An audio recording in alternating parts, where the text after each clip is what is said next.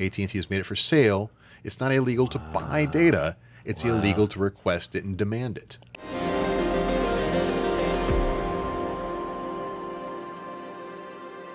So you wouldn't know if you're under investigation, perhaps, because a freedom of information request would only pull up warrants, right? And things that are in your paper.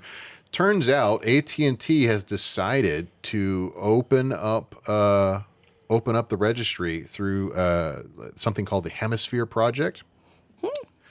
And there's been, a senator complained.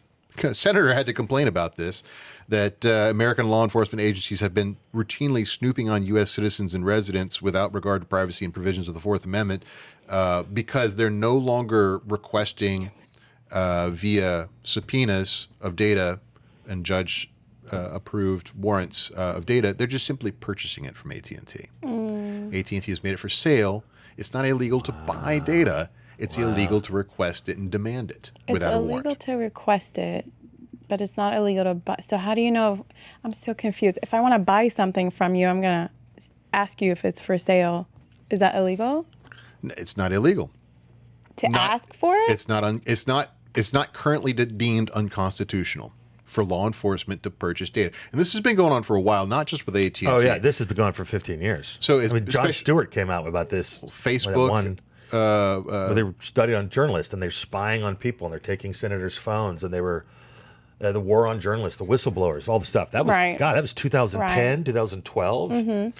Well, but it never stopped. But the ad programs with Google and Facebook have made it very easy to.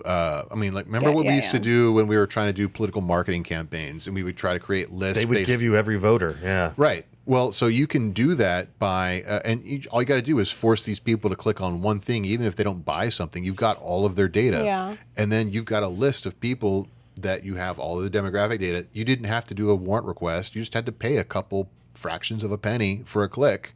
And you've got all the demographic data you need and a lot of interest data about them. So because they have been bucketed in certain ad profiles, like customer personas, like we were talking about this morning, you know that, okay, they do a bunch of shopping for bridal stuff, or they do a bunch of searches for guns online because they've bought guns or something. I know this sounds scary. I think this is just another step, because you had the stingrays where the police would go up and they'd capture stuff on the phones and the wireless networks, and dual, they've got you, but they can't introduce it in court, so they have, dual track, parallel track. What is it when they do that for the criminal stuff? Oh, they've caught the drug dealer. They can't tell you where he got it from, so they... you're talking about parallel reconstruction. Yeah, parallel reconstruction, exactly. So we know they've been doing that, and we know the data's out there. If AT&T has it, Palantir and other people have had it too. So I think this represents a change, a scary change in the government. Think back to 9/11, when they figured out the FBI didn't have access to Google or Yahoo because their computers were old, they were set up, they couldn't do that. You couldn't basically share that kinds of information for civil liberties. We have shredded all those in the last 20 years. So the idea that they're buying it, they were already getting it from AT&T. That's what I'm saying. It's like they had no choice. Now it just seems like this is easier on them instead of, because the demands from Twitter they used to make. Exactly. But there's a constitutional amendment that we have that's supposed to protect us from that sort of thing. Written by white guys a couple hundred years. I think it was like 1900 when it was written. That's an Ezra Klein joke. So this is before America was born. No, I'm just making fun of a journalist who said the Constitution was written in like 1900 by white guys, and you're like, didn't you go to George Washington? Don't you have a $20 million journalism project they just gave you? You should have taken more history. Right. It just seems like AT&T really, it was just a better... Why not make some money? Yeah, that's what I'm saying. It was just a better offer for them. Yeah, like a lobbyist it was going to happen anyway. Let's just try to make it... And now they can pay for it. Exactly. So really, we're talking about this with the wrong frame of reference. It's a positive story for the bottom line of AT&T's shareholders. Right. Good job, AT&T. Good.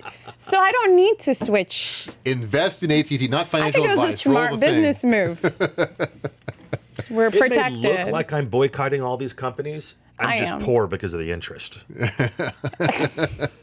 Hey, thanks for watching The Merge. We've got a ton more stuff for you to watch on YouTube, on Instagram, on TikTok, everywhere. Check us out.